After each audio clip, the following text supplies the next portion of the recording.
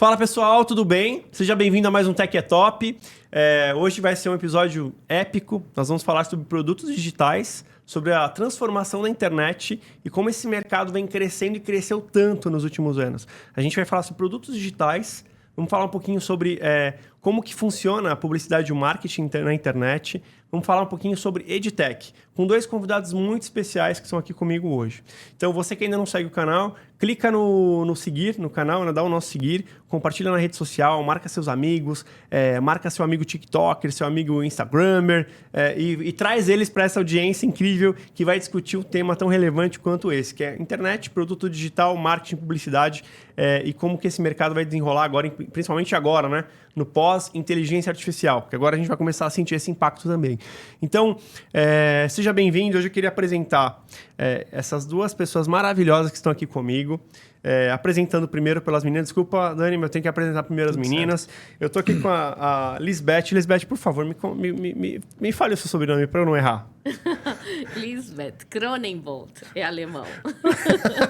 Nunca ia ficar tão perfeito, então é melhor assim. Lisbeth Cronenbolt, é isso, né? Cronenbolt.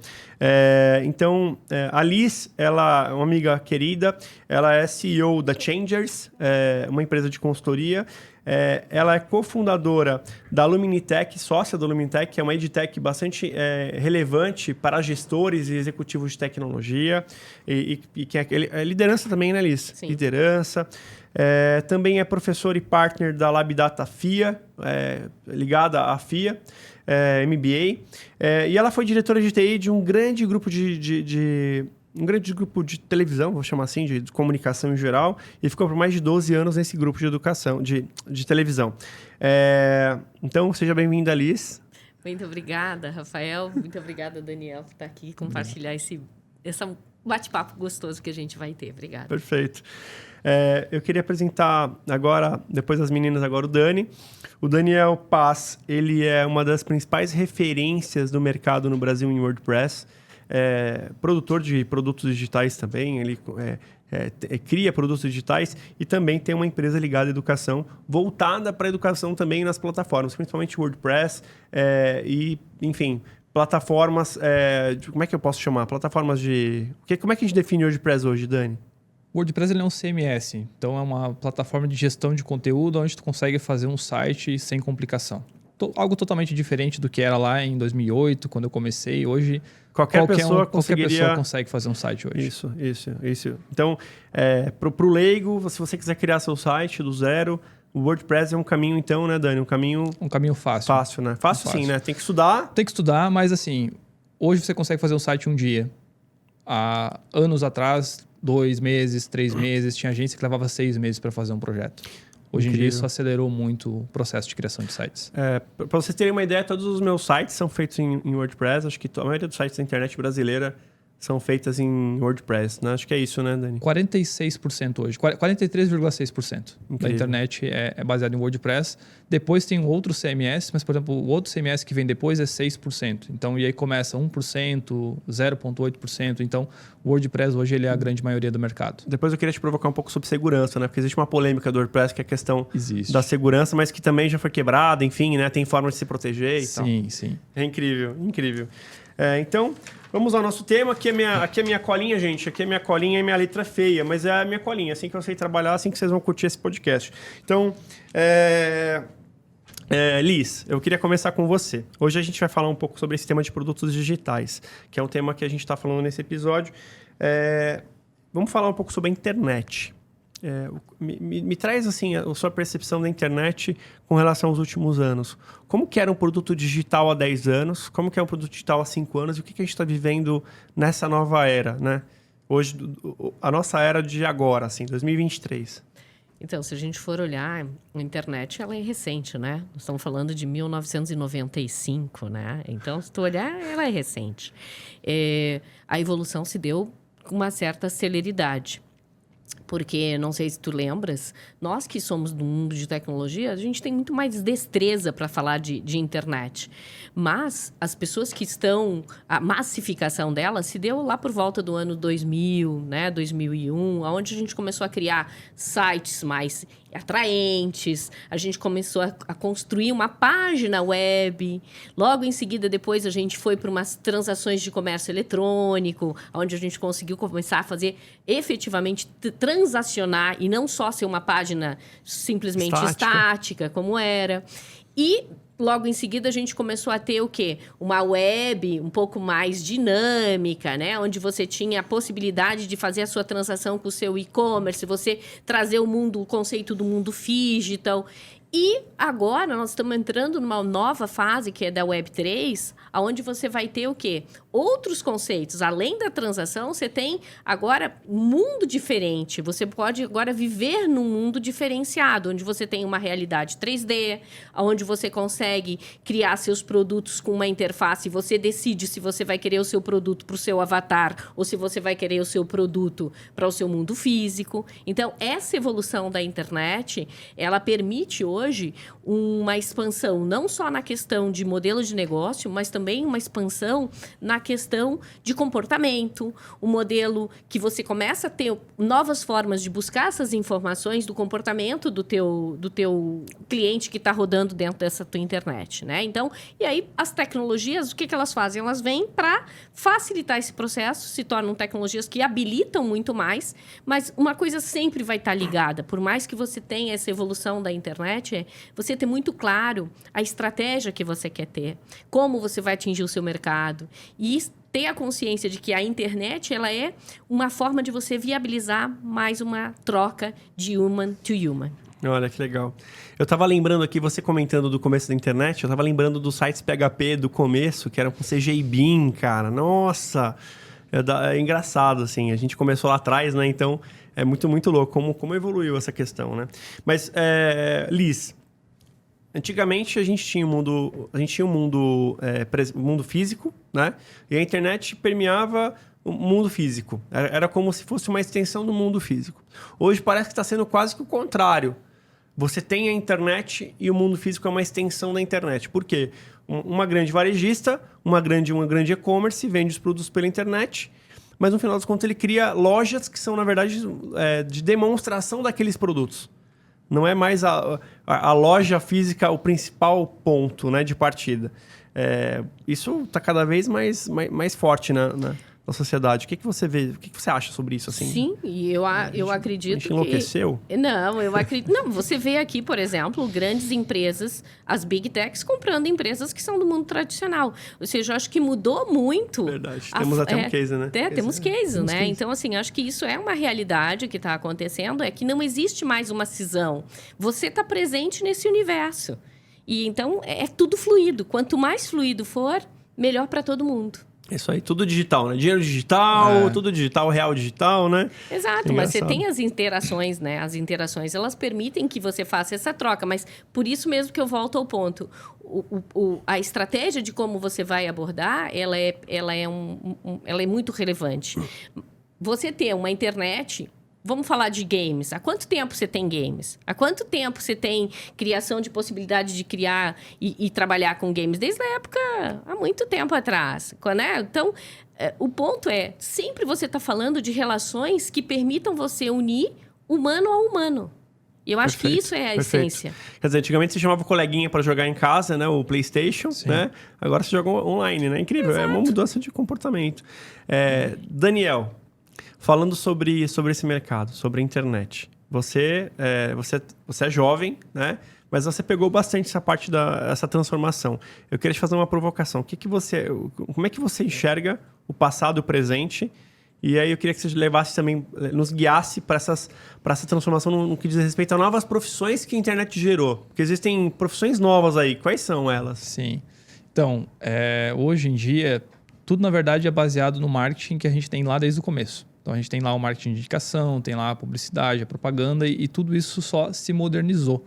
Porque o marketing, ele é marketing, só muda o meio. Então, a gente tem o marketing digital, mas ele não é diferente do marketing. É só um outro meio de você fazer marketing. E aí, com isso, com a internet, com a pandemia, na verdade, isso se popularizou muito. Já existia em outros países, já existia nos Estados Unidos, a profissão de copywriter, a profissão de gestor de tráfego, a profissão... Também edição de vídeos, tem várias profissões que surgiram. Editor ali, também social media, que é a parte de redes sociais. Já falou 4 profissões. 4 profissões novas. 4 profissões novas. E também, pessoal, consultores de SEO, por exemplo, que é o pessoal 5. que começou a trabalhar nos mecanismos de busca para... O que acontece? As empresas... Tinha uma frase do Bill Gates que era o seguinte: se a tua empresa não está na internet, ela não existe. Hoje eu costumo falar, é até uma frase de um amigo, que se a tua empresa não está no Google, ela não existe. Porque não basta só tu ter um site e não é mais um cartão de visita na internet. Se ela não está na rede social, né? E se ela não está na rede social, né? Exatamente. E um ponto, se tu me permite complementar, claro. Daniel, eu acho que a gente está trabalhando muito as hashtags, né? Então, assim, o SEO trabalha muito com palavra-chave, né? Sim. Então, você saber o que a tua empresa, efetivamente, ela pode ser representada através de uma palavra-chave, ela é determinante para esse processo de busca. Então, acho que você ajudar também teus clientes nessa questão da definição da sua palavra-chave, ela faz uma diferença grande, né? Exatamente. Tem até uma polêmica que eu vou soltar aqui, para as pessoas entenderem. Às vezes, quando você pesquisa, por exemplo, no Google Imagens, você está, eu quero ver uma pousada, eu quero ver uma pousada em algum local. A foto que foi tirada naquele local e que tem a informação que foi tirada naquele local e naquela data, e a foto mais recente, é a foto que o Google prioriza em mostrar para o usuário. Porque é o conteúdo mais atualizado e é o conteúdo mais próximo que tem do local que o usuário está buscando. Então, para quem tem hotel, para quem trabalha nessa parte... o tirar uma foto do próprio celular e ter esses dados armazenados ali ajuda na indexação. Isso tanto em rede social quanto no Google. Porque as pessoas pensam que SEO, por exemplo, só tem a ver com o Google. Mas, na verdade, não. O SEO ele tem a ver com o mecanismo de busca. Você consegue buscar no Instagram, você consegue buscar no TikTok, você consegue buscar no Facebook e também no Google. Você acabou de me lembrar que no Google Meu Negócio... que no Google, enfim, o Google Maps, né, que é meu negócio, na verdade, ele marca uma empresa no mapa. Sim. E eu acabei de lembrar que o quão importante é ter o rating de avaliação de cliente, né? Você que está em casa, por exemplo, tem uma loja, cara, é tão poderoso isso, eu estou aqui comentando, mas o Daniel, ele é especialista, ele vai comentar mais. Mas quando você tem um rating lá, a pessoa que visitou sua loja te avalia no meu negócio no Google... você sobe de ranking, se a nota for boa, claro, né? Mas você sobe de ranking absolutamente incrível. Então, acho que vou até deixar essa dica. Você que tem o seu negócio, a sua empresa, dê um desconto, ofereça algum benefício para que o seu cliente faça uma avaliação verdadeira, né? Não adianta também mentir, né? Sobre o seu negócio. Eu até estava vendo esses dias, eu fui procurar um técnico de geladeira. Sério, cara. O cara tinha mais de 500 avaliações. Aí eu perguntei para ele, cara, como que é isso aqui? Não, é porque quando eu termino o serviço, quando o cliente avalia, ele me manda o print, aí eu dou um desconto na hora de pagar. Eu falei, cara, genial, mas se ele te avaliar ruim, não tem problema. Ele avalia e eu ganho essa avaliação, ele é o primeiro colocado. Assim, hoje ele é um técnico, tem vários técnicos que trabalham com ele, e ele cresceu na internet e ele não tem um site. Hoje ele só tem o meu negócio. Então, desculpa te cortar, mas é que eu achei interessante. É interessante o ponto. E até assim, a parte de... Por que é importante essa questão do feedback? Inclusive, existe uma união do digital com o físico. Por quê? Teve em lojas que eu já fui, presencial, e tinha uma plaquinha com um QR Code. Avalie a sua visita e receba um mimo na próxima visita. Então, assim, não precisa nem ser um desconto. Tu pode oferecer algum tipo de experiência para a pessoa, unindo o digital com o físico. Então, escaneou com o QR Code ali, já vai direto para o link para avaliar, a pessoa já deixa um comentário ali e já recebe um desconto na próxima compra, ou recebe um mimo, ou recebe alguma coisa para incentivar aquela ação. Por quê? Qual é que é a base de eu ter um feedback do cliente e aparecer ali? Primeiro de tudo, as pessoas hoje, antes de comprar qualquer coisa, as pessoas pesquisam. Como é que era antigamente? Eu perguntava para o meu amigo. Só que hoje, como a gente está no mundo digital, passou pandemia, muitas pessoas trabalhando em casa, como que passou a ser a forma de saber se o produto é bom ou não? Pesquisando na internet.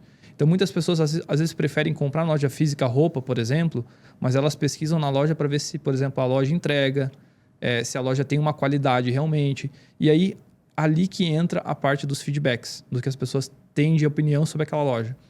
E entra num ponto importante sobre mecanismo de busca, porque o Google ele tem vários fatores, são mais de 1000 fatores. Até um tempo atrás se falava que era 200, 250, saiu ali uma reportagem sobre o Yandex, que usa como base alguns fatores do Google, que mais de 1.200 fatores do Yandex tinham sido vazados, digamos assim. Eita. Então, já se tem muito mais informação de como posicionar hoje do que se tinha há 5 anos atrás. A internet, na minha opinião, está indo muito rápido. Se você comparar quando começou lá atrás, em 95, como a Lisbeth comentou, o que acontece? Os sites eram praticamente um texto azul com links, textos ali, tinha os links azuis e o texto em preto, e um fundo branco. Era um site assim. Depois começou aqueles sites ultra poluídos, que tinha banner para tudo quanto é lado, tem umas amostras assim, a usabilidade era extremamente horrível. E hoje em dia tu já tem um site mais moderno, já tem animações, já tem interação com voz, já tem interação com mapa, localização. Então, tudo está evoluindo muito rápido. Agora, quando entrou agora a inteligência artificial, agora o jogo virou de vez. Eu até queria fazer um comentário aqui, ó. Você que tem um amigo gaúcho, alguém do Rio Grande do Sul, né? Um gaúcho, né? De terra, né? Hoje é o dia de você recomendar esse episódio, porque a gente está aqui com 2 gaúchos, né? E é engraçado, né? Porque não foi combinado, né? São 2 gaúchos e são muito próximos, né? Vocês nasceram praticamente no mesmo raio ali de 100 quilômetros. Então, você que é do Rio Grande do Sul, está assistindo o episódio, queria deixar aqui um abraço, porque é um povo muito carinhoso, né? Um povo muito legal. Eu estive lá inúmeras vezes, sempre fui muito bem tratado pelos gaúchos. Então, eu tenho um carinho muito especial por você. O gaúcho que é trabalhador, guerreiro, principalmente o do campo, né? Enfim, né? O agronegócio, eu diria que começou lá e depois foi para o Centro-Oeste, né? Até, inclusive, o Centro-Oeste foi colonizado, entre aspas, por gaúchos, né? Sim. Então, é incrível, incrível. Liz, falando um pouquinho sobre internet, você que tem tanta experiência na TV tradicional, o que você sente hoje quando você percebe a diferença do comportamento do cliente hoje com a internet? Talvez a gente não tinha lá atrás, e a questão dos dados. Por exemplo, aí eu diz respeito assim eu tenho um produto anunciado, eu tenho um produto disponível, como que era antes, como que é agora? Então, sabe que eu vejo que agora a gente está muito mais... Os clientes tomaram muito mais essa consciência que o próprio Daniel trouxe, que cada vez mais uma foto, ela está cheia de informações. Veja, uma foto, né? E você pode ver isso também quando você tem o seu telefone celular. Você vem, ele traz as memórias, ele sabe onde é que você estava há um ano atrás, onde que você estava naquele lugar, e ele te relembra, né? Te traz essa memória. Então, falando de um pouco desse ambiente de mídia que mudou muito, o que a gente tem visto é um comportamento muito mais entendendo que a internet é contribuidora, né? Já tem programas, a gente tinha um programa de culinária onde a gente fez uma ação conjunta entre a parte da internet e a parte da TV tradicional. Com anunciantes, com tudo mais. Imagine que eu estou num programa ao vivo, né? E nesse programa ao vivo tem uma marca que patrocina e eu falo alguma coisa que não é favorável a um determinado produto. Eita. Ou que seja favorável. Uma gafe. Ou que seja favorável. Não tem a ver. É uma questão de eu estou lá num programa, eu estou expressando o meu sentimento com relação àquilo. Então, o que eu vejo que é importante é você saber o momento de você estar mensurando essas informações. De você entender a relevância de você mensurar. Por quê? Você está lidando com audiência, você está lidando com o público. Então, aquilo que tu falas, é importante você saber o que você vai medir para que você tome uma ação e tenha o passo seguinte. Né? Então, acho que isso é relevante. Para que você saiba...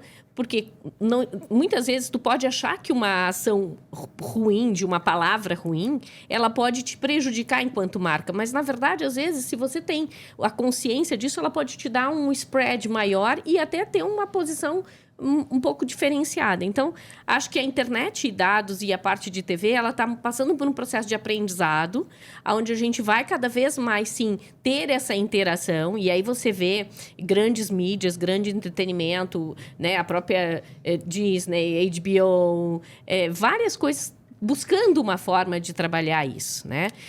Quando a gente traz, por exemplo, alguns comportamentos dos clientes que mudaram, né?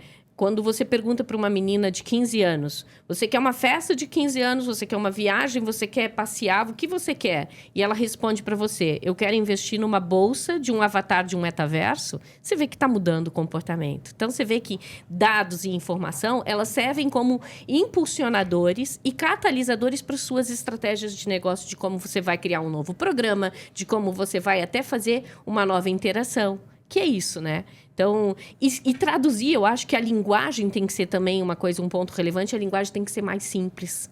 Uma linguagem que atinja mais gente, que motive, que inspire. Porque quando a gente entende que nós estamos trabalhando com uma era de conhecimento, uma era cognitiva, a gente está falando de comunicar em poucos minutos, mas de uma maneira mais assertiva. Perfeito, Liz, perfeito. Com relação a mudança do tradicional para o que está acontecendo agora, está sendo fabuloso, né? Você comentou a diferença que tem os dois mundos. Eu queria provocar vocês para um sentido aqui. Eu estava, essa semana que passou, eu estava vendo algumas aulas do Washington Oliveto, que acho que é um MBA que ele está lançando em parceria com o Grupo Primo, Thiago Nigro, que é absolutamente maravilhosa as aulas dele, né? Acho que o Washington Oliveto, W Brasil, né? Sim. É um grande publicitário. E eu queria provocar vocês, porque acho que quem está em casa... A gente está sendo todo dia perseguidos pelos algoritmos, perseguidos pelas redes sociais e impactado por publicidade. Quer dizer, por marketing. Vamos separar o que é marketing do que é publicidade, né? Isso.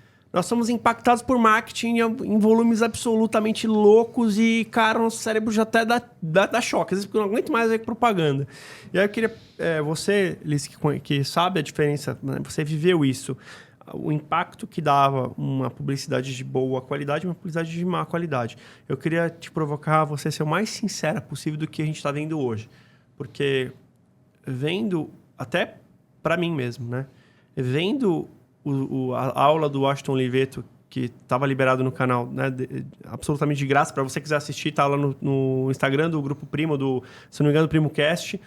É engraçado, eu fiz um episódio sobre isso, você que não assistiu, é o penúltimo episódio, se não me engano, publicidade versus marketing, e eu tava assim, caramba, mas para mim é a mesma coisa, eu fiquei batendo nessa tecla, e agora, escutando a aula do Washington Oliveto, eu lembrei, né, até das matérias de faculdade, que a publicidade é o ato de encantar, é você ser seduzido, ninguém te obriga a comprar o produto, ninguém fica gritando, compre o produto, compre, não.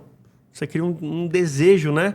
É como uma paquera, eu acho, né? É gostoso, né? Você está sendo paquerado e de repente você gosta daquilo. Então, eu queria que você falasse um pouquinho sobre isso. Não é a minha especialidade, claro, né? A minha especialidade é trabalhar as informações que isso geram, né? O impacto disso, né? O impacto disso, né? Mas, assim... Você já teve site que caiu do ar? Já tive site que caiu do ar, já tive por várias pressões, como é que é? Superlotação de pessoas, sim, né? Superlotação de acesso, sim, a gente já teve, mas assim... É normal, na época a gente já sabe, principalmente quando você estava fazendo ações de venda, imagina, em 1 minuto, às vezes, você tem acessos violentos, né, para venda. Então, você tem sites que caem há muito tempo atrás. Hoje em dia não tem mais isso, né? Hoje em dia você... Eu acho que ainda tem, né? Ainda tem, mas... Não, hoje em dia acho que... Assim, então, quando a gente está falando dessa questão do marketing e da publicidade, o que eu vejo muito, assim, que... Eu acho que a gente poderia tá indo nessa linha, claro, né? A publicidade, efetivamente, você tem pessoas que vão fazer essa mídia de encantar. Mas eu acho que tem uma parte antes que é com que informações eu vou transformar isso em desejo, em sonho? E para quem eu vou segmentar? Qual é o público? Quem é? Então, eu acho que esse trabalho, que é o trabalho que a gente, de tecnologia, viabiliza, que é entender o comportamento através das informações geradas, que eu digo que são os rastros digitais, como é que a gente consegue usufruir disso de uma maneira mais interessante. Então, criar seus segmentos por área de interesse, entender com uma base histórica do que aconteceu, do que você viveu, até para você ter novas ideias de como você vai fazer uma publicidade mais encantadora. Como você vai fornecer isso para o especialista, para ele criar algo sedutor. Porque, às vezes, você tendo essas informações... Você não trabalha só com a sua intuição. Você trabalha com fatos e associado à sua intuição. Então, você tem um diferencial maior para a sua qualidade do produto que você vai estar entregando da sua peça publicitária, né? Então, perfeito, assim, eu acho que a gente, enquanto tecnologia, a gente tem que trabalhar isso. Como é que a gente viabiliza que as outras áreas permitam fazer mais bem feito as suas essências. Então, por exemplo, numa publicidade, como é que eu faço essa minha peça, essa minha ação ficar mais encantadora? Na parte do marketing, como é que eu defino quem são esses segmentos, qual o local mais interessante. Se eu sei que o Daniel gosta da África do Sul, eu posso pegar e sugerir uma coisa para o Daniel. Então, acho que a gente trabalha as informações e o comportamento desse rastro de uma maneira mais assertiva. Então, marketing Ou seja, e publicidade. você pode até alcançar menos pessoas, mas você vai alcançar a pessoa certa, seria... Você vai começar a fazer uma conversão mais dirigida, né? Então, você vai trabalhar uma coisa que eu acho que você comunica, né? Você sabe, primeiro você conhece. Eu acho que seria essa etapa. Você conhece, você comunica e você converte. Perfeito. É isso, no final das contas, que quando você está com uma marca, você está aproximando a marca do seu cliente, você quer o quê? Conhecer, comunicar e converter. Que a conversão é onde você vai ter efetivamente a venda do teu produto. Maravilha. Eu tava, assim... Nessa aula que eu assisti do Washington Oliveto, eu vi uma propaganda. Eu vou só contar só para vocês, para a gente ver qual a diferença de marketing e publicidade aqui.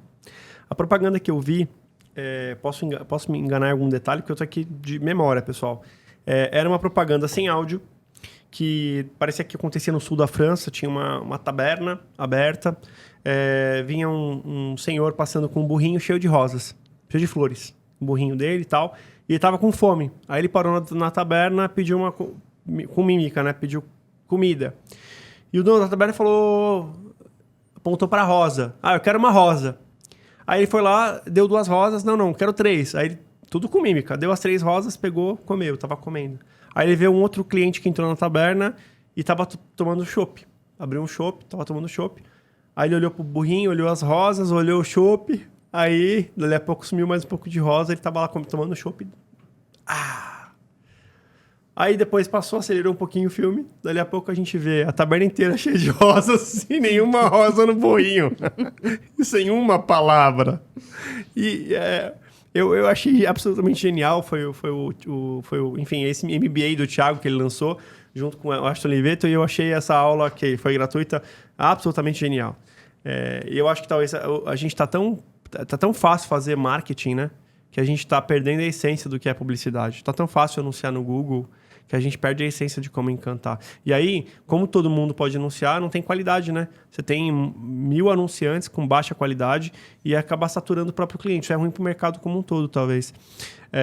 Mas, enfim, eu estou contando essa história porque nessa mesma aula ele comenta que você antigamente, quando se lançou o controle remoto, as agências ficaram com medo. Ih, agora ferrou. Porque agora o cliente, durante o comercial, vai poder mudar de canal. E a resposta que o Washington Oliveto deu para isso, aqui eu dou todos os créditos ao Washington Oliveto e ao excelente trabalho do Grupo Primo nessas aulas, né, que eu assisti, que o cliente já tem um controle remoto no cérebro. Então, se a propaganda é de má qualidade, o cliente ele se desliga daquilo, ele passa despercebido. Né?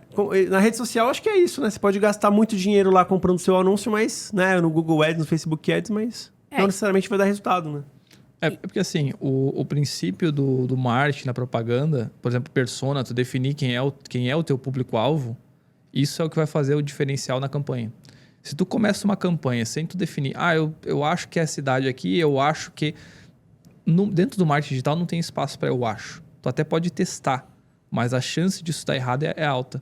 Se tu definir quem é o teu público-alvo com base em quem já comprou o teu produto, ou até mesmo começar lançando teu produto talvez um pouco mais barato, ou talvez até de graça para algumas pessoas, e ver validar o teu produto, conhecer o teu público, para depois anunciar, é o caminho mais assertivo. Porque aquela essência do marketing, da publicidade, tu saber para quem tu está vendendo, por que tu está vendendo, e o que aquela pessoa vai obter de resultado com isso se aplica também para o digital. Exato. E essa questão ainda, quando você fala do marketing da publicidade e tudo mais, eu acho que tem uma questão que a gente pode trazer aqui, que é a questão da experiência. né? Então, cada vez mais, eu acho que quando você trabalha a essência humana, seja numa comunicação, você está falando de coisas que te transmitem uma experiência, né? Seja uma emoção, isso afeta. Isso é muito interessante. Então, o Brasil... eu conheço vários países, né? Já morei fora e tal. Os países... Eu acho que a publicidade brasileira, a televisão brasileira é uma TV aberta que tem um conteúdo diferenciado das demais televisões, né? São conteúdos e publicidade também. A publicidade brasileira, ela é maravilhosa. É genial, né? Ela é genial, ela é linda. A gente tem um poder criativo imenso.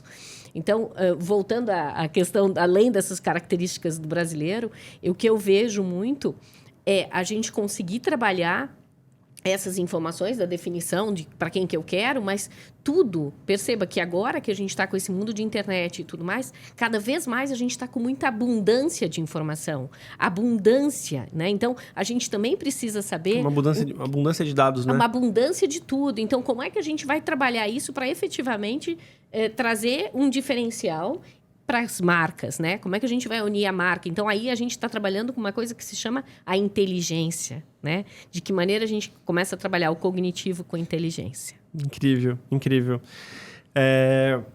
Falando um pouquinho sobre... Quando a gente fala de internet, a gente fala de arte. Não necessariamente a gente falava de arte antes. Hoje a gente está falando mais de arte. Sim. Porque todo mundo vai numa loja, você compra a loja bonita. O Grupo Pão de Açúcar fez uma grande... Reestilizou as lojas, um retrofit, né? Vou chamar assim. Ficou linda as lojas, um exemplo aqui. Na internet, como que seria isso? Hoje eu sei que todo mundo está falando de copywriter, né? Mas o papel do designer criou uma força inacreditável ultimamente. Sim. O que você vê sobre isso, Dani? Eu iria resumir essa pergunta em design vende. Às vezes o produto pode não ser o melhor de todos, mas ele vai vender. Ele não vai vender com consistência. Ele não vai continuar vendendo se o produto não for melhorado. Bom, não adianta ser bonito. Se o produto não for bom, não adianta ser bonito. Mas ele vai vender. O que é um produto bonito na internet? Só para as pessoas ilustrarem na cabeça, assim. Um produto bonito. Por exemplo, vamos falar de curso online, que é mais a minha área. O que tu precisa entender? Tu precisa entender primeiro quais são as necessidades do aluno. O que ele está buscando com aquele produto. O que ele precisa aprender. Depois nós vamos para a forma dele aprender. E aí, por que eu estou entrando nessa parte de fórmula dele aprender? Porque existem várias formas. Tu pode fazer uma live de 1 hora, de 2 horas de duração e talvez vai ficar cansativo, não vai ficar aquela aula legal. Vai ser aquela aula da faculdade que a pessoa vai para assistir a aula e quase dorme. Quando eu fazia a faculdade presencial, cara, tinha umas aulas, tinha uns professores que... O professor falando o tempo todo, mesma posição, mesmo tom de voz, dava um sono assim... Uma vontade de dormir na aula praticamente. Não fala com essa faculdade, não. Mas é uma questão assim, o próprio mudar a entonação da voz, mudar a posição da câmera, começar a compartilhar a tela, voltar ao compartilhar a tela, ter um movimento. Porque a pessoa que está te assistindo, que está fazendo uma aula ali, o que ela quer ver? Ela quer entender da teoria, ela quer saber o que ela está fazendo, por que ela está fazendo e como ela está fazendo, mas ela também não quer ficar só naquela coisa de só texto o tempo todo. Então, tu vai trabalhar com imagem, tu vai trabalhar com infográfico, tu vai trabalhar com coisas que vão fazer com que a pessoa consiga aprender de uma forma mais rápida, prática. Perfeito. Então, a aula ela precisa ser curta, ela precisa ser objetiva e ela precisa entregar o que a pessoa está buscando. Então, essa experiência do aluno, ela é necessária para o aprendizado. Eu estudei muito sobre arquitetura de informação. Em um período da minha vida, eu estava muito focado em arquitetura de informação e cores. E engenharia de cores, né? Paleta de cores, enfim. E eu tive um chefe que ele era absolutamente maluco por diagramação. Mas maluco ao extremo e ao alinhamento das coisas e tal. E assim, é engraçado, porque são coisas que o nosso cérebro entende como inconsciente. Por exemplo, às vezes você olha uma arte e não gosta dela, mas o seu cérebro não sabe dizer o porquê você não gosta daquela arte. De repente tem alguma cor que está conflitando, alguma linha que não está bem... Alguma palavra ou frase que não está bem alinhada com o bloco de baixo, com o parágrafo de baixo. Eu estou dizendo isso porque é uma ciência inconsciente que nós trazemos no mundo acadêmico para o consciente para tentar agradar o consumidor. Isso na publicidade de marketing também acontece. No caso de um produto digital, o quão importante é primeiro o carregamento de uma página? Eu estou dizendo isso porque, da mesma forma, quando o pessoal diz, né, que a apresentação pessoal é assim, os primeiros 3 segundos, né? Quando você vai conhecer uma pessoa, o seu cérebro bate, olha ela dos pés à cabeça, é bonito, não é bonito, é feio, não sei o quê, é legal, é interessante. Tudo isso é muito rápido. No mundo digital é a mesma coisa com o produto? Vamos lá. Primeira página. O que precisa aparecer, tá? Primeiro ponto é a copy. E o que é a copy? Não é um texto gigante, a copy ela precisa ser objetiva. O que você entrega? Para quem você entrega? E em que formato você entrega? É online, é um e-book, qual tipo de produto? E qual é que é a dor que você resolve? Por exemplo, quando eu falo de otimização de site, o que eu estou falando para o meu cliente? Eu vou fazer com que o site dele carregue mais rápido. Isso vai fazer com que as pessoas não desistam de acessar o site dele e ele vai conseguir converter ainda mais dos anúncios que ele faz. Porque existe uma situação hoje em dia que é o seguinte, é muito fácil anunciar, muito fácil. Você vai lá, você coloca anúncio no Facebook, você coloca anúncio no Google e você vai começar a pagar por clique. A gente chama de CPC, que é o Cost Per Click. E o que acontece? Tu vai ter lá um custo por clique. Tem produtos que custa R$8 o clique. Cada pessoa que clicou custou R$8. Agora eu quero que tu imagine... Vamos imaginar que 1.000 pessoas compraram. Tu vai pagar 8 Mas mil... será que é R$8 porque é ruim o anúncio? Tem relação com isso. Tá? O que acontece? Existe uma métrica chamada índice de qualidade. Ele vai calcular a qualidade da imagem do anúncio, a qualidade do texto, a qualidade da copy e a qualidade do destino, aonde a pessoa chegou. E com base nisso, ele vai dar uma média de preço. E esse custo por clique é baseado nisso. Então, se você entregar um site que entregue uma experiência incrível para o usuário, carregue ultra rápido e o seu anúncio seja incrível, seja criativo, seja inteligente, não seja um anúncio chato, o custo por clique vai ser mais baixo. Por que eu estou falando isso? A maioria dos anúncios, o que a pessoa faz? Tá assistindo um vídeo do YouTube. A primeira coisa que tu faz é pular o anúncio. Porque o anúncio é chato. A gente vai ter muito bar nesse episódio aqui. E quanto mais chato for o anúncio, mais caro ele vai custar. E aí tem um problema pior ainda. Então, se você está gastando muito em anúncio, quer dizer que seu anúncio está ruim. Tem um problema pior ainda, que o que é? Quando as pessoas colocam, por exemplo, uma página lenta para carregar, tu pagou R$8.000 de clique, certo? Agora, existe uma métrica que 70% das pessoas abandonam a página se ela demorar mais de 3 segundos para carregar. Nossa, eu tô ferrado então. O que isso significa? Os sites são todos mais que 3 segundos. Significa que você gastou 8.000, mas só 2.500 converteu em venda. Nossa. Que são as 3 palavrinhas, ó. Conhecer, comunicar e converter.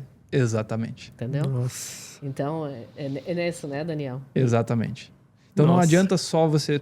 eu vou só anunciar. Não, você precisa pensar em toda a jornada. E aí entra depois que a pessoa que não comprou, você ainda consegue vender para ela. Aí entra a questão de rastreabilidade. Mas isso assim, a gente está numa capital que tem uma internet de boa qualidade. São Paulo tem uma das melhores internets do mundo, né? Sim. E acho até que assim, dá pau em 90% das cidades da Europa. Eu queria te perguntar, isso é pior ainda mais quando a gente fala de uma cidade do interior, por exemplo, que talvez não tenha tanta capacidade de internet. Ou mesmo internet de celular, que não tem nem 4G em muitas regiões, né? Quando eu falo de 86% da internet brasileira ser acesso de celular, aí que entra o problema. Por quê? A pessoa talvez ela vai comprar pelo computador. Em algumas situações ela vai comprar pelo computador, mas não é a realidade hoje. Se a gente comparar com o passado, as pessoas tinham mais computadores em casa. Hoje em dia, eles preferem ou um tablet ou um celular. E qual é que é a grande diferença do tablet e do celular? Não é só na conexão, porque tu pode usar no Wi-Fi. Mas as pessoas, a maioria dos acessos que vem de publicidade, de compra, é na rua. É no metrô, é no ônibus, é sentado na biblioteca, é em sentado num café. Nem sempre a pessoa está com o Wi-Fi conectado, está no 4G. O 4G tem uma limitação. E aí que entra a questão de otimização. Por quê? O que é otimizar? Otimizar é você reduzir o peso. Você vai reduzir o peso daquela página. Então, vai usar menos dados do usuário, da largura de banda que ele tem contratada. Vai carregar mais rápido, vai ter uma experiência. Sabe quando você abre um site e abre instantâneo, você já consegue ver, caramba, ensina a transformar sites com tempo de carregamento menor de que um segundo.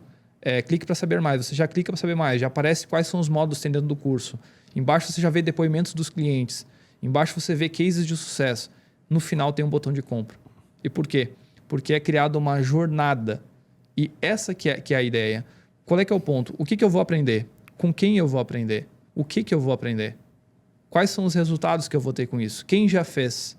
E então eu vou tomar a decisão se eu vou adquirir ou não. Muito bom. Tudo isso precisa ser planejado. Bom, você está falando então da jornada da internet, né? De vender alguma coisa ou algo na internet. Exatamente. Então eu queria fazer um contraponto aqui quando eu perguntei para a Liz. A Liz vai comentar sobre isso também. Mas quando eu comentei com você, Liz, que o comportamento mudou muito, porque antigamente você fazia um anúncio de alguma coisa na internet, quer dizer, na televisão, vinha 2 milhões de acessos de uma só vez no site, massacrava o site caía do ar. E no caso de um Google Ads ou de alguma plataforma de anúncios online, você anuncia e você consegue dividir os acessos, né? A exibição daquele anúncio numa linha do tempo. Então, dificilmente você vai ter tanto acesso a ponto do seu site cair. Se isso acontecer, vai olhar seu cartão de crédito que já estourou há muito tempo, né? Porque é caro anunciar na internet hoje. Eu tô comentando isso porque... até, por exemplo, o anúncio em podcast. Olha que interessante como mudou. Quando você anuncia no podcast, você queira anunciar no Tech é Top também, ó. Comenta aí, comenta nos comentários que nós estamos selecionando anunciantes também. Mas vamos construir audiência. Mas se você quiser anunciar, por favor, contate a nossa equipe aqui. A minha dúvida eu anuncio no podcast, o podcast ele é perpétuo. Você anunciou no podcast, vai ter gente que vai assistir hoje, amanhã, daqui a um ano, e vai olhar o seu produto e pode querer comprar. Na televisão você tinha uma coisa que era assim, passou, você assistiu, se não assistiu, você jogou seu dinheiro fora. Como é que você vê? Não necessariamente, né? Você tem o arquivo de tudo que é veiculado, né? Você vende o arquivo. Você vende os programas passados. Existe dentro da televisão mas uma isso área... seria mais um merchan, por exemplo, merchan dentro de um programa. Não, você grava o programa inteiro, né? Então, você tem as horas gravadas do programas que passaram. Então, você pode vender isso futuramente até para uma nova... Por exemplo, você quer saber a história de alguém famoso que passou pela televisão. Você tem TVs que já não existem mais, TV Tupi ou outras, já são antigas, mas você tem o histórico, que se chama o acervo. O acervo desse conhecimento está lá, a publicidade guardada, porque o programa inteiro é gravado na sua integridade. Então, você tem. Tanto que, se você quiser resgatar algumas publicidades antigas, de uma época que ainda tem, por exemplo, lembra da Varig e da parte que comprou que foi comprada, né? Sim. Então, você tem lá musiquinhas que ainda estão lá gravadas. Então, você tem coisas que estão num acervo de uma televisão. E esse acervo vai virar o quê? Insumo, que pode gerar um novo programa com uma base histórica. Você pode trabalhar, criar um documentário. Então, você tem uma... Também existe, né, esse histórico. Existe. É caro, viu? É que eles não têm... É que eu quero dizer assim, eu faço um anúncio. Se eu errar no meu anúncio, eu tenho uma chance. E na internet, eu errei no anúncio, eu vou lá, edito o anúncio, eu troco, né? Então, acho que democratizou um pouco mais, talvez. Talvez que por esse prisma, sim. Por esse prisma, hoje você consegue, como cliente, trabalhar essa questão da publicidade. Né? Então, você consegue gerir. Aí entrou conceitos novos de mídia programática, né? Onde você já escolhe, já sabe, você define um target e o próprio algoritmo já define aonde você vai veicular através da mídia programática para um determinado segmento. Então, você já tem esse tipo de soluções. E na internet, Liz, o que você acha que é o ponto mais importante para você converter uma venda? Na minha visão, é a simplicidade. Eu gosto muito quando você tem um vídeo curto, pequeno, e eu sou uma usuária fanática de TikTok. Eu adoro, porque podem falar, mas assim, eu acho que o TikTok ele traz uma questão de não só ser passivo, você consegue colaborar e faz cocriação, eu adoro. E não é só dancinha. Hoje você tem muitas coisas legais que você encontra dentro do TikTok. Então, o que eu vejo que facilita, que converte muito, é uma linguagem simples, como a gente estava conversando aqui antes, e você ter o botão de conversão, o Saiba Mais. Porque tu tem que deixar muito claro, tu lembra que tu tá com uma população que a gente usa muito mais o celular. Então, você fazer coisas simples no celular, leve, com leveza, mas que você tenha a conversão de uma maneira rápida, que é o Saiba Mais te leva para isso. Né? Você compra. A compra, ela ainda tem algumas compras que são mais por impulso. Então, acho que na internet também se aproveitar disso também é interessante. Bom, eu quero fazer algumas perguntas sobre o WordPress também, porque é importante. Mas eu queria fazer uma provocação a vocês. Você comentou um negócio interessante, Dani. Você falou que muitas vezes as pessoas hoje que consomem algum conteúdo na internet não usam mais computador. Sim. Você é especialista e professor de uma área específica de tecnologia. A Liz é professora de MBA específica, mais voltado para liderança, comportamento, gestão. Olha só a pergunta que eu vou fazer para vocês. O ser humano está sempre se modificando. A gente acabou de falar que não tem mais computador em casa, tem só celular. No caso da Liz, quanto isso te impacta? No seu caso, Daniel, quanto isso te impacta? Vamos lá. Os meus alunos, para trabalhar com WordPress, tu consegue trabalhar pelo celular. É possível. Um tablet seria um pouco melhor, porque tu tem uma visão maior ali, tu consegue trabalhar com o próprio tablet, não precisa ter nenhum computador. Pode fazer no celular também. É mais difícil, por conta das limitações de tamanho de tela. Mas os meus alunos, a maioria deles, eles trabalham com criação de sites, trabalham com gestor de tráfego, trabalham com consultor de SEO, então eles estão no computador. Só que tu vai pensar, tá, então eu vou focar só em anunciar para computador, porque eu vou conseguir achar meus alunos ali.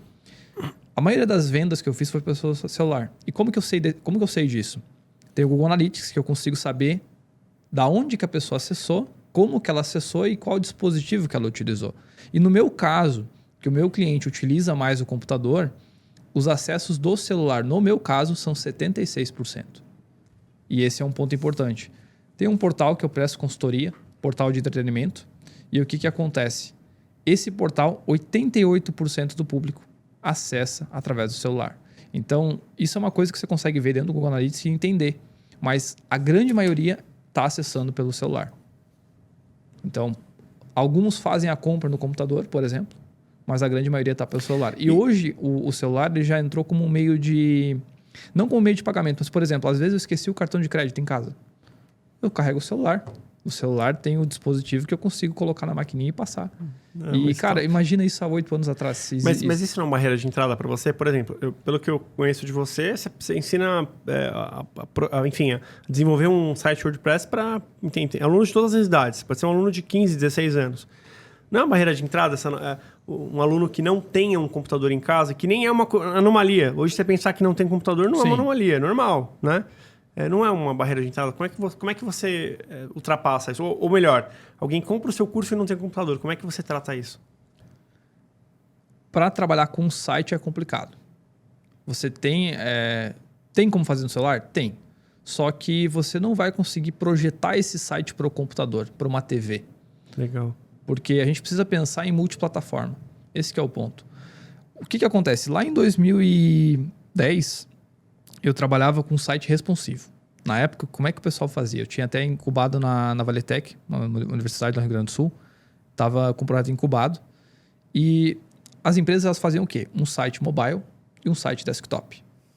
Então, tinha 2 sites. Você tinha que investir 2 vezes. Na época, investia R$5.000 no site desktop, 10 mil no site mobile.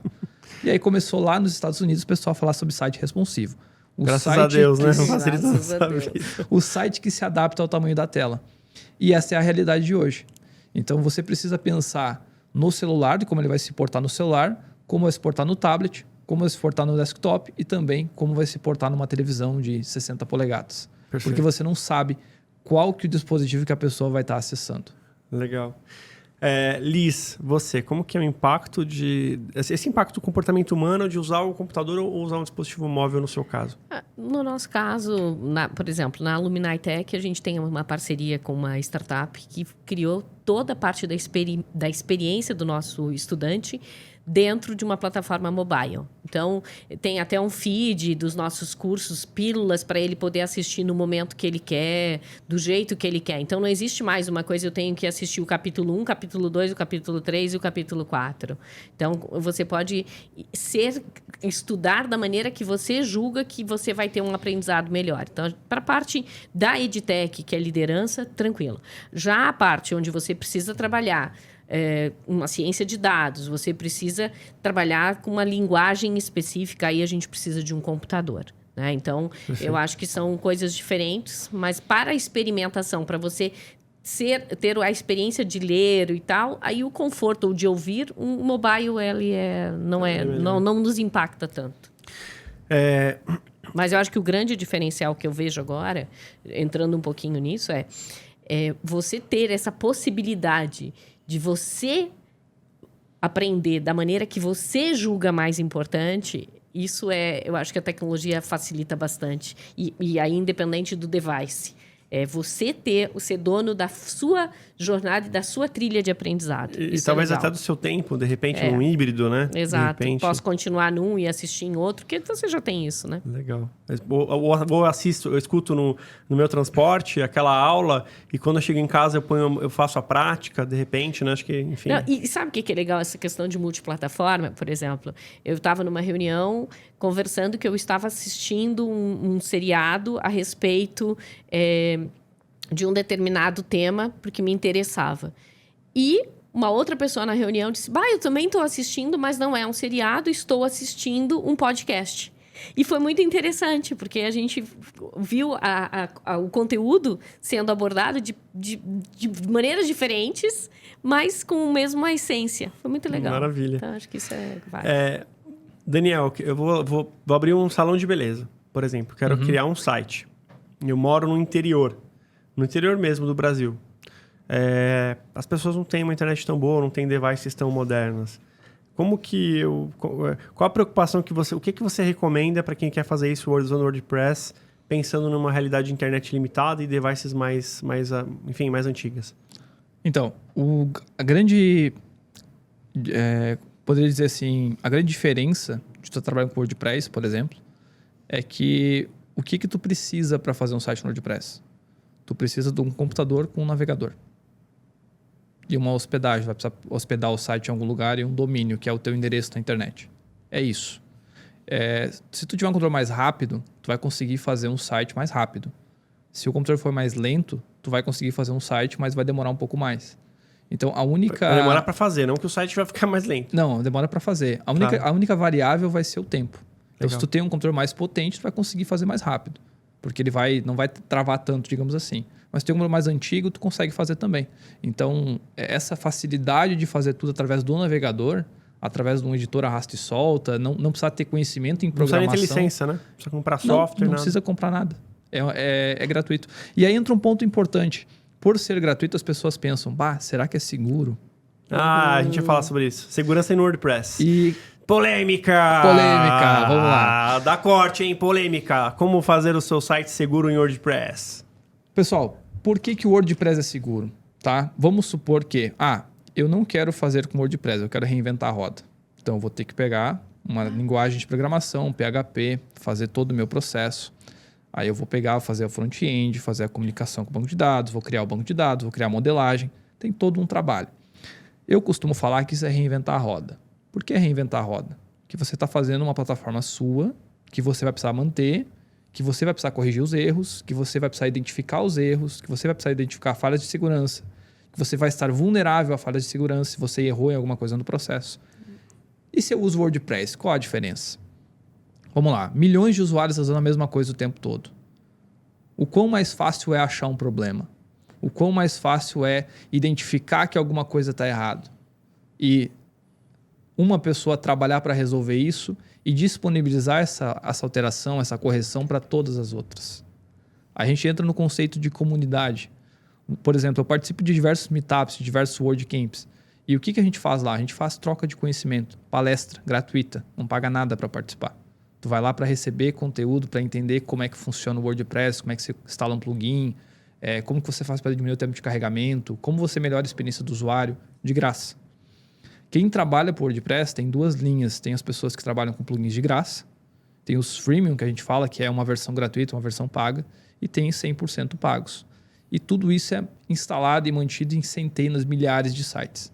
Então, se surgir um problema e aparecer para uma pessoa, isso já basta para trabalhar numa solução para todas as outras. Perfeito. Então, é muito mais vantagem para uma pessoa trabalhar com a plataforma que é mantida por uma comunidade do que fazer sua própria plataforma. Sim.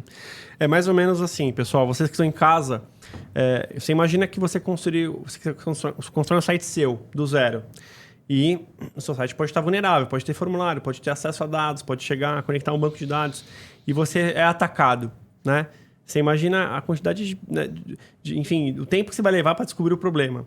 E quando você tem um site que está sendo um software, vou chamar de software, um software que está amplamente sendo utilizado pelo mundo inteiro, que 1 milhão de hackers já tentaram hackear, ou tentaram tirar do ar, ou até conseguiram em algumas situações, a velocidade que você vai ter essa correção, que você vai ter esse update, né? Então, trabalhar com uma plataforma que em comunidade um ajuda o outro. Né? Exatamente. E isso faz com que todo mundo fique menos vulnerável das armadilhas da internet. Então, enfim, ou seja, Dani, essa história de que o WordPress não é seguro não necessariamente é verdade. Você pode proteger de várias formas, né? Até com a camada de cache. Você falou isso um pouquinho também. Sim. Por que o WordPress, as pessoas falam que é inseguro, tá? Porque, vamos supor, eu falei que tem dois tipos, né? Tem os plugins gratuitos e os plugins pagos. O que acontece muitas vezes? As pessoas pirateiam plugins pagos. E quando elas fazem essa piratear, tá utilizando ali... Não, cara, o brasileiro não faz isso não, cara. Cara, infelizmente faz, Mas qual é que é o grande segredo? Paga o plugin, pessoal. Existe uma licença chamada GPL. Ou seja, ela permite que você modifique e permite que você comercialize. Tudo que é feito com WordPress está sob essa licença GPL. Legal. E essa é uma vantagem, porque você consegue, por exemplo, melhorar um plugin de outra pessoa. Perfeito. Você não pode copiar 100%, mas você pode pegar como base e melhorar. Isso é interessante. Qual é que é o ponto? Esse GPL ele deixa uma brecha. E que brecha que é essa? As pessoas pegam um plugin pago, por exemplo, removem essa autenticação de licença para dizer que esse plugin está licenciado e esse plugin não tem mais licença. Então, ele não consegue atualizar mais. Primeiro ponto. Então, o plugin GPL... Ou seja, se tiver uma vulnerabilidade... E for corrigida, você não vai ter acesso a essa correção. Então, porque você não pagou por ele. E aí, seu site, aí de repente, acontece um problema, você perde o site e é você hackeado. Não tem nem garantia, não tem nada, não tem então, suporte. Assim, não vale a pena. Não vale a pena hackear ou pegar um plugin sem ter atualização. Não. Ótimo. E aí, qual é que é o ponto? Esse é o problema... Aquele barato que sai caro, né? Mas esse é um problema básico. Porque a gente está falando aqui de uma coisa mínima, que é você pegar um plugin desatualizado e instalar no seu site. Existe uma outra frente, que é o quê? As pessoas que utilizam dessa, digamos assim, a pessoa querendo se dar bem, passar a perna na outra pessoa, vou usar um plugin pago de forma gratuita. Existem as pessoas que se aproveitam dessa situação. E por que eu estou falando isso? Porque tem pessoas que removem essa licença do plugin e, além de remover essa licença do plugin, injetam um vírus dentro do plugin. Então, você está instalando algo dentro do seu site que você não sabe o que é. Você não sabe o que aquilo está fazendo. E até ano passado, eu peguei um caso de um cliente muito específico. O que aconteceu? Por que o servidor está caindo o tempo todo? Está memória estourada o tempo todo, o site está fora do ar o tempo todo. O que está acontecendo? Eu fui olhar os plugins instalados. E o que nós constatamos? Tinha um plugin que estava minerando criptomoedas dentro do site do cliente. Caraca, isso é possível, cara? Usando o processador da máquina do cara. Isso é possível. São artefatos, né? Exatamente. Eu queria provocar ali sobre segurança da informação, que é um tema que você domina muito, para a gente entrar em EdTech. Vamos lá. O que tu queres saber da parte de segurança? Assim, eu queria que você contasse para o público, porque isso aqui é uma aula, né, gente? Vocês dominam o tema, né? Mas, tipo, a maior preocupação do produtor de conteúdo, ou quem vai construir um site, com relação a responsabilidade que ela tem com os dados do cliente, né? Você falou aqui de um plugin que deu um problema. De repente, se vazar um dado, como que é? Vamos só pincelar para a gente saber o quão importante é cuidar do seu produto, ou vamos chamar de patrimônio digital? Sim. Se você tem um site, ele é um patrimônio digital. Você cuida da sua casa, você tem que cuidar do seu site, né? Sim, então assim, eu acho que um ponto, quando a gente fala de segurança, é a questão da reputação, né? A reputação, ela é fundamental. né? Porque está atrelada à sua imagem. Então, você tem uma imagem da sua empresa e tu rompeu a tua reputação, acabou ali a tua vida. O site então, caiu do ar. Você não tem como saber. Então, a segurança, ela se torna necessária exatamente porque é tipo o seguro, né? Então, você tem... Porque ela vai afetar diretamente a reputação da sua empresa quando você for atacado. Eu acho que o ponto que a gente tem que sempre trabalhar quando a gente fala de segurança é transparência, rastreabilidade, né? A questão da política de consentimento e a política de privacidade. Né? Então, acho que esses 4 pontos eu diria que são fundamentais quando você está falando de desenvolver o seu site, trabalhar, independente da esfera, empresa grande, empresa pequena, essas 4 pontas têm que estar sempre bem alinhadas. Porque um ataque, onde ele vai afetar? A reputação. E o que acontece? Você leva anos para construir uma marca. E a marca é destruída em segundos. Então, acho que é dentro dessa linha. Acho que cabe um tema a gente falar sobre isso, fazer um podcast só sobre segurança. Vamos fazer, Elisa, um podcast sobre LGPD e segurança? Vamos fazer, então tá bom? Acho que vale a pena. A sua volta aqui pra gente falar só disso. Combinado. E a gente traz especialistas para nos contribuírem aqui. Gente, eu queria provocar vocês agora com relação ao mercado de educação. É um mercado que foi tão transformado na pandemia, né? Os jovens não podiam ir para a escola, tinham que estudar de casa. A gente viu como isso acelerou, né? Engraçado, consulta médica não podia fazer telemedicina e depois pôde, né? Como deu um salto na humanidade. Eu queria perguntar para vocês como estávamos, como estamos e para onde vamos. Começando com você, Elisa. Olha, eu me lembro quando a gente começou exatamente isso. Tinha muitas limitações, né? Telemedicina, por que não pode fazer a tele? A parte dos alunos na sala de aula. Eu dou aula também para mestrado, né? Então, imagina a solidão de um professor. Primeiro os desafios, né? Da escola em providenciar uma infraestrutura para permitir que você tenha 40 alunos numa sala de aula. Né? Então, imagina que legal para algumas empresas que começaram e disponibilizaram ferramentas. Né? Então, durante a pandemia, muita gente criou ferramentas que permitiram esse acesso de muito mais gente dentro de uma sala de aula. Né? Então, é uma coisa que você vê que já era desejo de você utilizar a tecnologia de uma maneira mais eficiente através da telemedicina ou de colaboração de conteúdo. Imagina que legal uma televisão, você ter cocriação. Né? Então, assim, eu tenho uma cocriação jornalística. Sim. Lá na ponta, lá do interior de não sei aonde, com alguém que contribui com esse conteúdo para minha plataforma de conteúdo. Nossa. É irado, né? É bem legal. Então, escola. Vamos voltar para a escola. Imagina assim, na escola. Então, teve o desafio da escola de poder preparar essa infraestrutura para receber 40 alunos em simultâneo em outras aulas. Então, né, vamos pegar, imagina, e triplica, né? Porque se tu pega uma escola que tem desde do primário até o terceiro ano, imagina a quantidade de turmas simultâneas que deveriam estar acontecendo e como você trabalhar isso, capacitar os professores, melhor posicionamento de tela, melhor como que vai falar, o microfone tá ok, o áudio tá ok. Então, teve um desafio da parte de infraestrutura. Depois, um desafio do próprio indivíduo em conseguir falar, em conseguir se colocar, em conseguir transmitir, preparar material, saber compartilhar a tela. Quantas coisas aconteceram, né? Você abrir a sua tela, você conversar com o seu aluno, você engajar um aluno. E é difícil falar, né? Mas é difícil falar na câmera também, né? É um aprendizado, né? Porque cada um tem a sua linguagem, cada um tem a sua forma de conversar enquanto professor. Como o próprio Daniel falou, você caminha mais pela sala, outro não. Imagina você que tem uma eloquência e precisa caminhar, e você está falando aqui na tela, como é que eu converso? Como é que eu explico? Como é que eu engajo o meu aluno? Então, teve o desafio do engajamento do aluno, além dessa questão. Porque, é verdade, né? Você tá na sala, você puxa a orelha do aluno, né? Entre aspas, né? Você, né? Presta atenção e tal. E na câmera é mais difícil, né? Sim, como é que tu engaja? Então, teve um desafio de poder saber quem é. E outras telas estavam sempre desligadas, né? Vou fechar porque eu acordei. Então, foi um desafio para todo mundo, né? Então, assim, acho que tem um aprendizado. Mas o professor de escola pública em si até merece um aplauso, né? Porque... Sim, imagina. Cara, que foda. Entendeu? Então, eu acho assim, a gente precisa enaltecer, porque foi uma luta para poder manter essas crianças, para poder colocar crianças, adultos, todo mundo, todos nós aprendemos. Por outro lado, nós tivemos muitas coisas também que foram, que eu digo que são coisas legais, por exemplo. Eu participei de meetings com pessoas que eu jamais imaginei um dia estar numa mesma sala digital.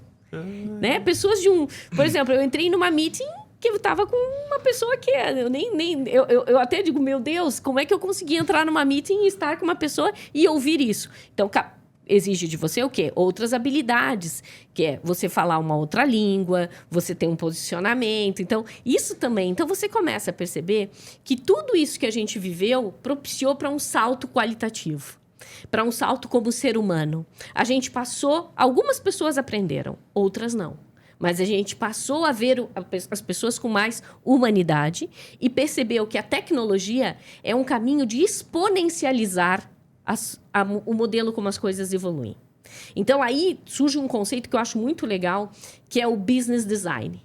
É você trabalhar a modelagem, é você desenhar, a jornada faz parte desse business design. Então, você trazer isso, acho que isso surgiu, isso encanta, e cada vez mais a gente percebe que você tomar conhecimento do que existe de tecnologia faz com que a educação evolua. Nós estamos falando agora de algoritmos. ChatGPT, inteligência artificial, que é o futuro, né? Tu me perguntou o passado, agora e o futuro. ChatGPT.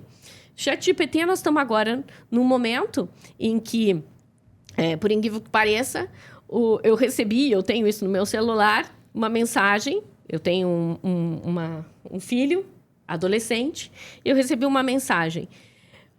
Assim, você pode compartilhar o contato do ChatGPT? Estou precisando fazer um trabalho e preciso consultar.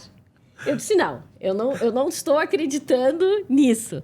E eu disse, ok, segue o contato do ChatGPT.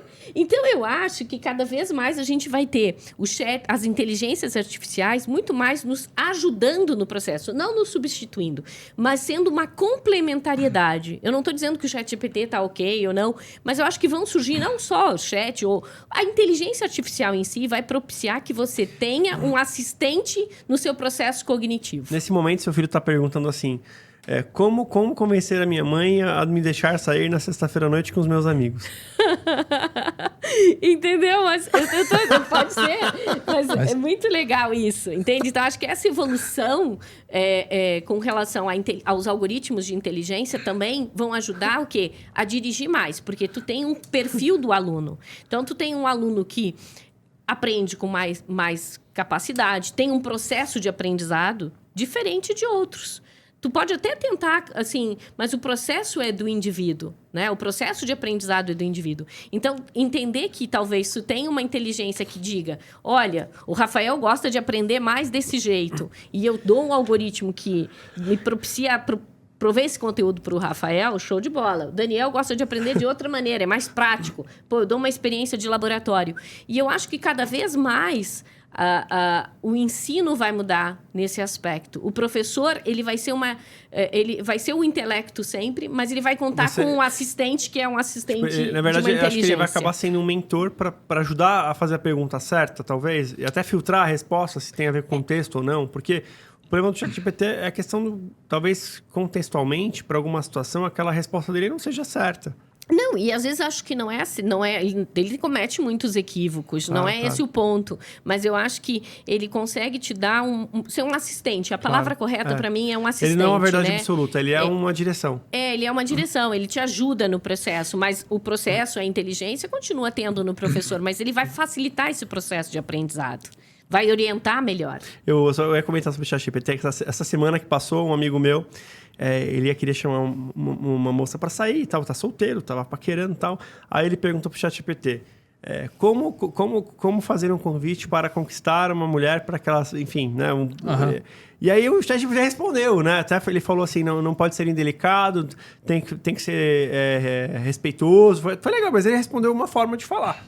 E aí ele tava todo feliz pra mim, né? Ele falou, Rafa, peguei o texto aqui, eu já mandei aqui no WhatsApp e tal. Aí eu falei, mas ela tá demorando pra responder, não, cara? Porque ela perguntou pro ChatGPT assim, como recusar um convite sem ser indelicado?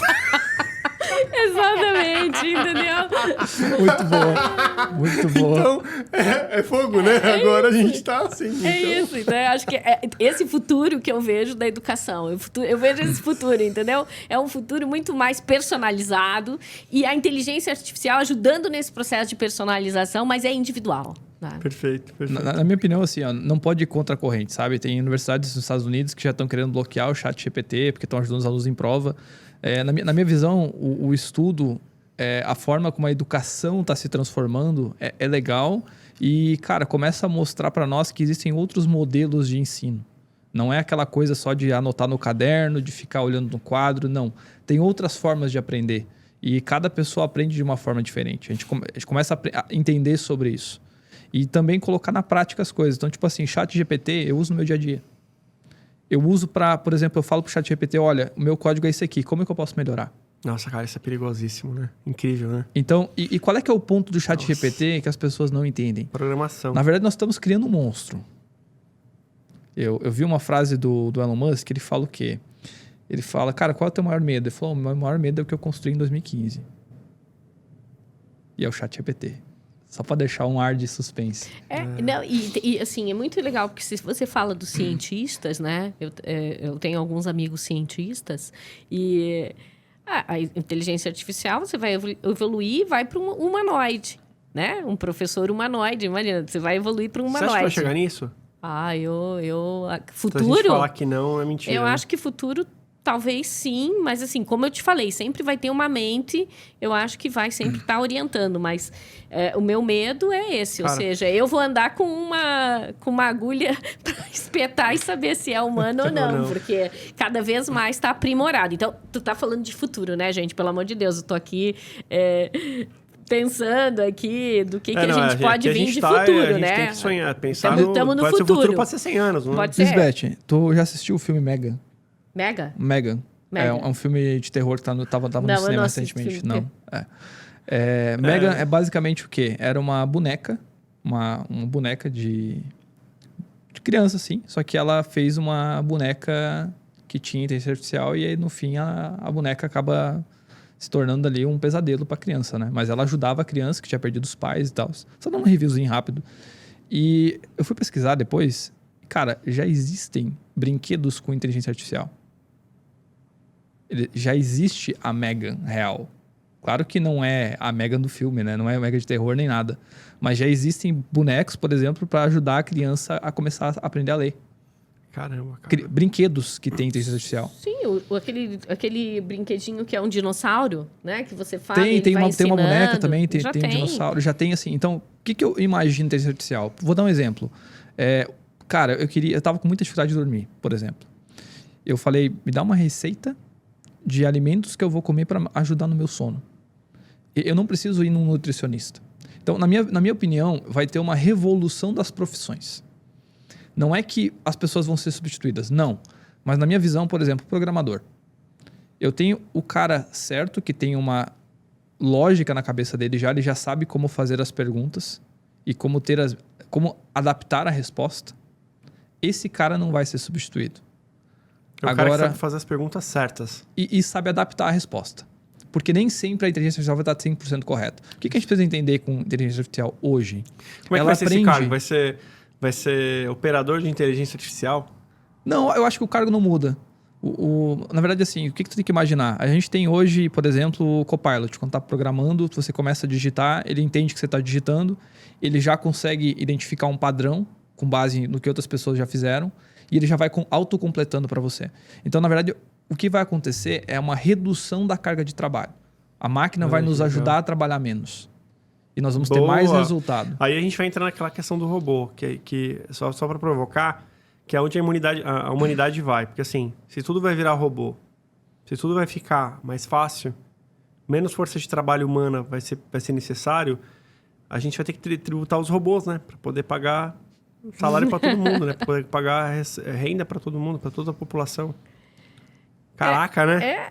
Na verdade, assim, né? O robô tem um dono, né? Então, você vai tributar o criador, né? Mas, assim, o que eu vejo... Mas você não poderia tributar o resultado, por exemplo, tributar o produto gerado pelo robô? Sei, aí pela temos quantidade. que pensar o que difícil, vem né? pela Eu frente. eu não gostaria que nada, assim, difícil. eu não gostaria que nada fosse tributado. A minha visão aqui nada que fosse tributado em termos de tecnologia que atrapalhasse a evolução tecnológica. Mas é muito claro para mim que há de existir alguma no futuro, quando isso de fato impactar a população global, os governos vão ter que fazer uma gestão disso, porque realmente pode ser que isso impacte força de trabalho, né? Então, Lembrando que essa semana vai ser lançado o ChatGPT, acho que é 3.0, 5. Acho que é o ChatGPT 5, se eu não me engano. Não sei se é o 3 ou o 5, não lembro agora. Que é o quê? Acho que é o 3. Acho que é o 3, É 50 vezes maior do que o que foi lançado. Porque o que foi lançado, ele tem dados até 2021. Esse outro ChatGPT são dados que vêm antes de 2021. Então, ele vai ser ainda mais inteligente. E uma coisa que as pessoas não entendem é o seguinte. Quando você faz uma pergunta no ChatGPT, você também está dando informação para ele. Assim, você ensina ele. Eu já Sim, ensinei ele. O aprendizado modelo de de máquina. dados, ele vai evoluindo. E um ponto importante por exemplo, eu quero ter o meu próprio chat GPT. Já é possível você fazer isso. Você pode criar seu modelo de resposta. Então, para usar na educação, acredito que isso vai ser muito válido. Nossa, que animal isso, Tu vai hein? poder, por exemplo, transcrever no contexto livros. do seu curso, por exemplo. Exato. Livros para dentro do modelo de linguagem. E o que isso vai acontecer? Já tem pessoas utilizando isso para estudar para concurso, por exemplo. Então, liste 3 concursos para a Polícia Civil de São Paulo, por exemplo. E aí ele já vai dar as questões ali que caíam em concursos anteriores para você ir estudando. Qual que é a estatística? Mas veja, tudo isso baseado em dados históricos. Veja como o rastro, ele é super importante, o rastro digital. Porque um aprendizado de máquina, ele parte do pressuposto que você tem um rastro, que você tem dados, que você tem informação. Então, tudo isso tem uma origem, né? Então, veja como aquela frase que diz, para você entender o futuro, você precisa conhecer o passado. Claro.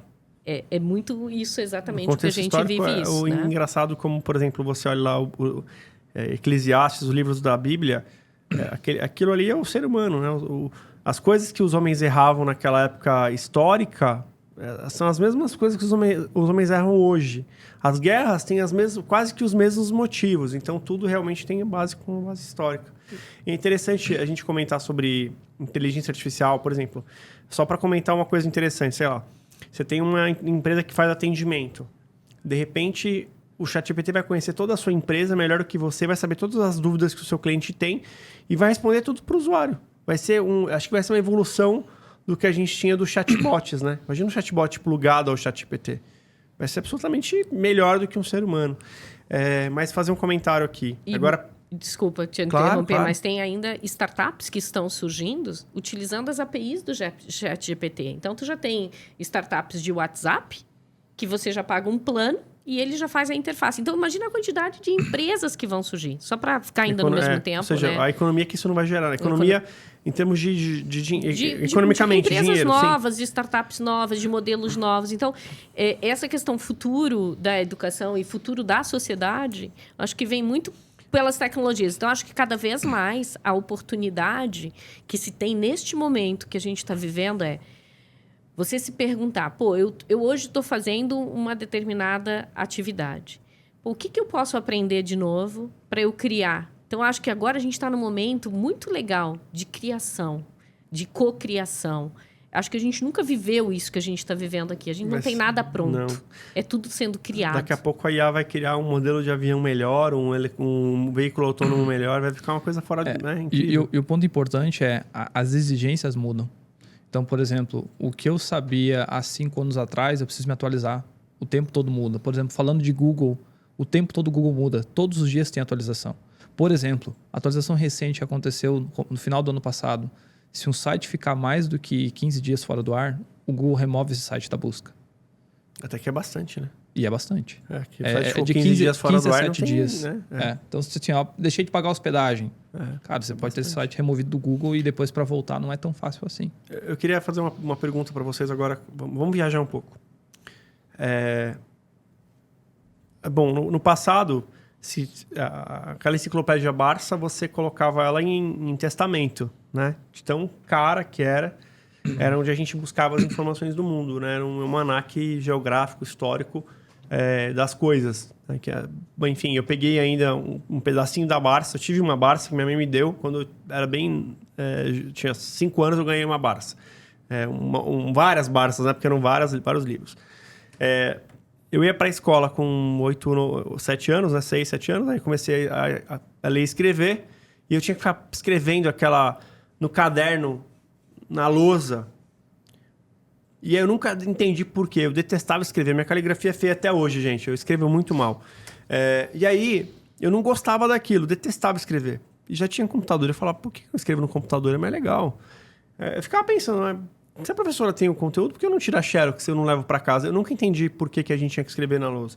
E aí, a coisa melhorou um pouco. Hoje o professor já compartilha material. Hoje tem algumas escolas que já são computador, não é mais na escrita e tal. Aí tem uma explicação lógica. A explicação lógica é que eu escrevo 3 vezes o mesmo texto. Eu gravo aquela informação. Será que isso vai acontecer agora ou será que sempre a gente vai ser refém da IA? Será que o aluno vai aprender? Ou será que o aluno não vai precisar aprender porque alguém já sabe por ele que é a inteligência artificial, que é a máquina? Aí eu vou provocar de novo. Quando a gente saía de casa, a gente via... Quando eu tirei cartas, a gente viu o guia e memorizava o mapa para poder sair e tal.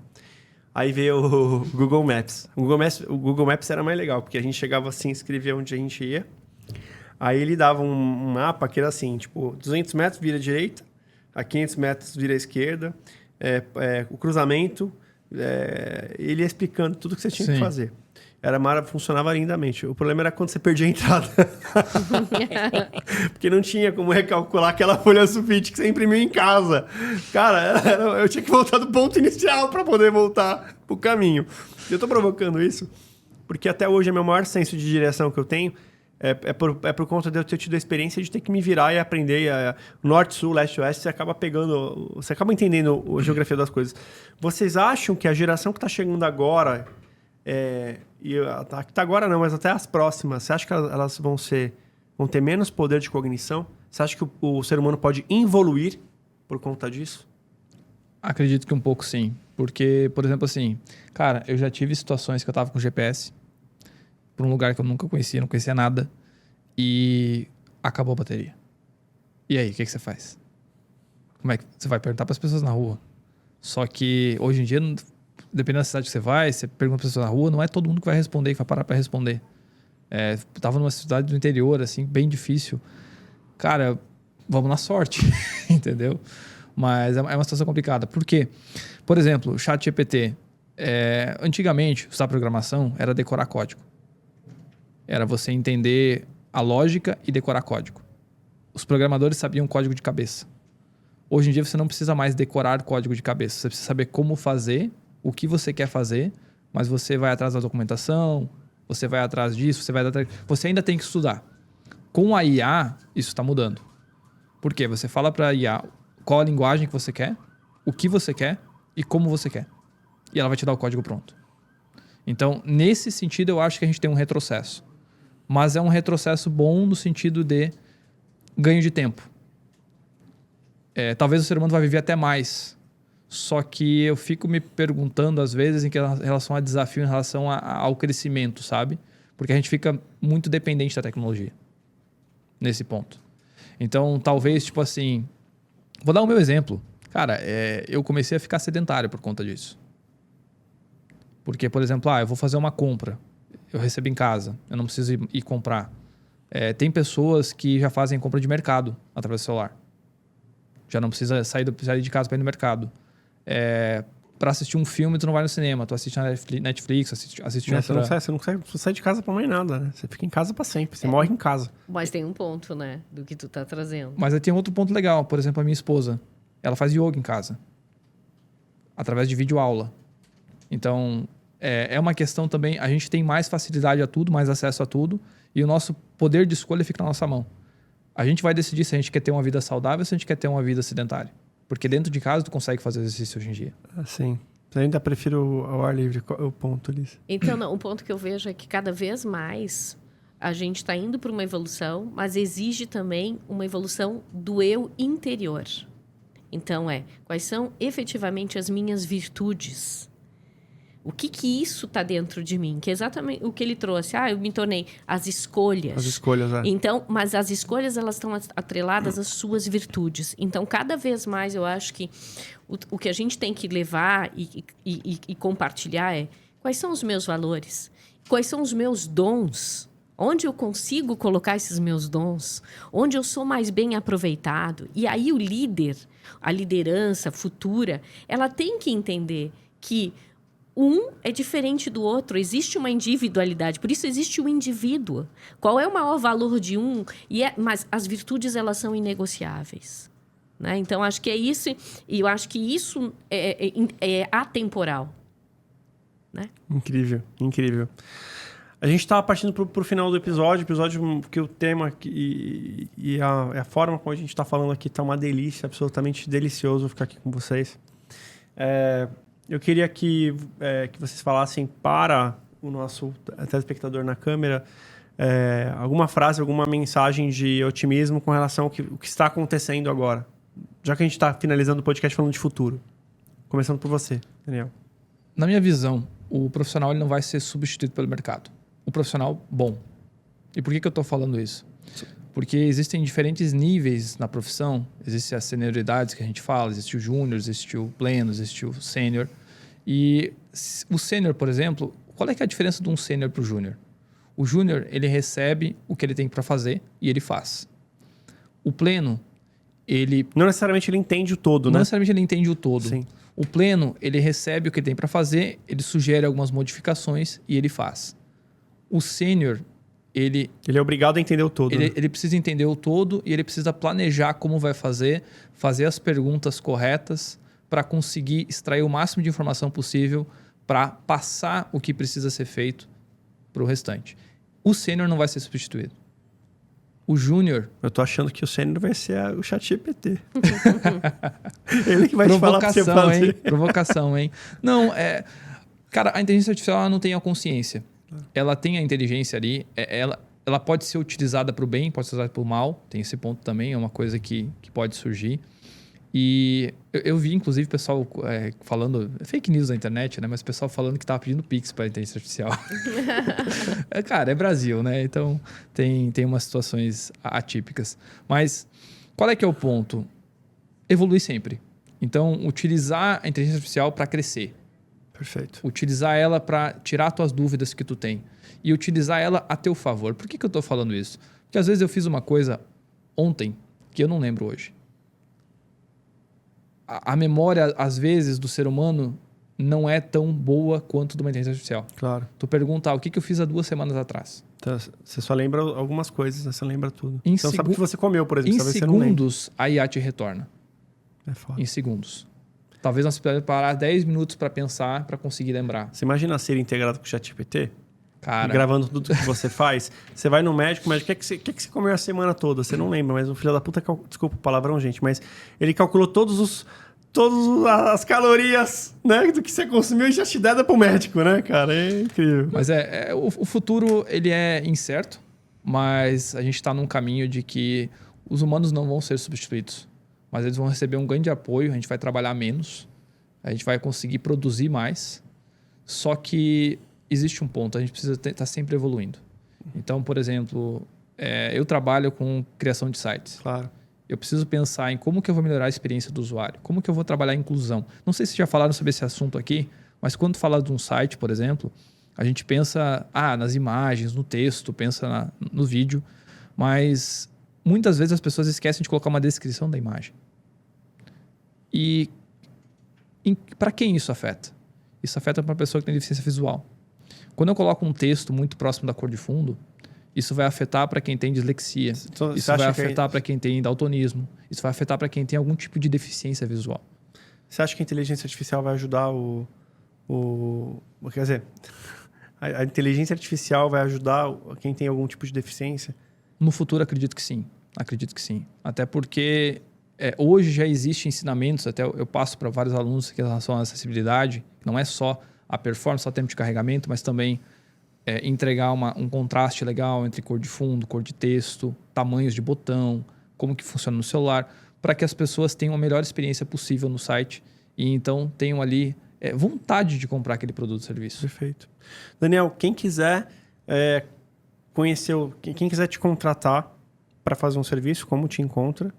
E quem quiser estudar, né, ser um dos seus alunos em WordPress, quer aprender a fazer site, quer começar a ter uma renda extra, quer começar a desbravar o mundo de tecnologia, até porque eu acho até que o WordPress antecede a programação. Se você não sabe programar, acha complicado, você mexer com o WordPress, você vai ter um resultado e posteriormente você vai conseguir depois entender mais sobre programação.